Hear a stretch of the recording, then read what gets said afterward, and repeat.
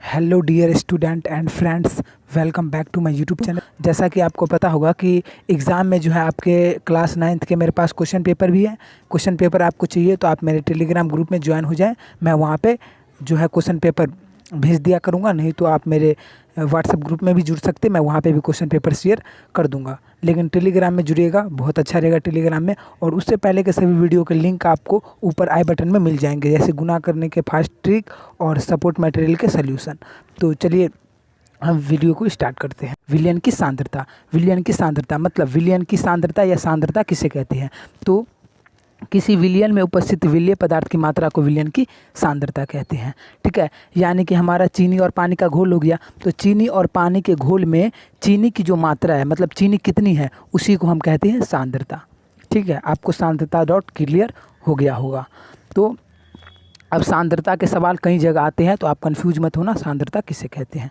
अब विलयन की सांद्रता निकालने के दो सूत्र हैं। ठीक, तो पहला सूत्र है कि द्रव्यमान यानी कि विलयन के द्रव्यमान प्रतिशत बराबर में विलय पदार्थ की का द्रव्यमान बटा में विलयन का द्रव्यमान गुणा में 100।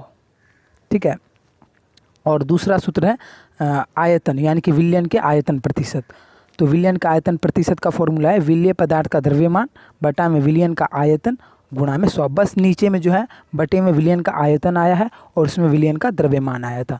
तो आप इतने से डिफरेंट याद करके आप इसे आसानी से याद कर सकते हो।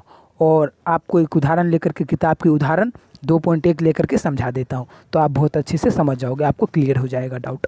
तो उदाहरण 2.2 में क्या कह रहा है कि एक विलयन में 320 ग्राम विलायक जल में और 40 ग्राम साधारण नमक मिले हैं, विलयन की सांद्रता का फलीकरण कीजिए। तो विलयन में 320 ग्राम क्या है? विलायक। तो विलयन का द्रव्यमान विलायक 320 ग्राम है और 40 ग्राम क्या है? साधारण नमक यानी कि विलय। तो विलयन निकालने के लिए क्या करेंगे? विलायक और विलय को जोड़ देंगे, और विलय जल है कि 40 जमा में 320 बराबर में 360। अब विलयन का द्रव्यमान कितना आ गया? 360, और विलय का द्रव्यमान कितना था? 40, यानी कि जल का द्रव्यमान 40 था। तो अब यह वाला सूत्र लगेगा विलयन के द्रव्यमान प्रतिशत बराबर में विलय क्या है?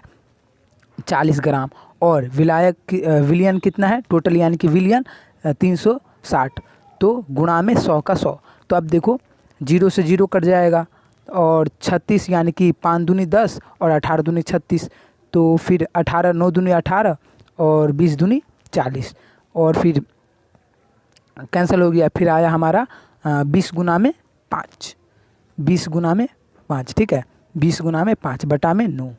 ठीक, तो अब हम क्या करेंगे कि 20 गुना में 5 तो हमारा हो जाएगा 20 पच्चे 100, तो 100 बटा में 9।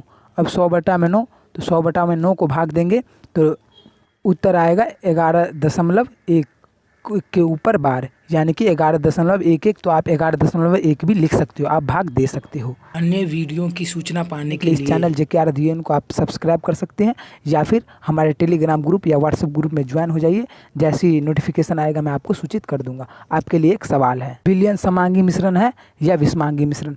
कमेंट कीजिए कि विलयन समांगी मिश्रण है या विषमांगी मिश्रण। So thanks for watching.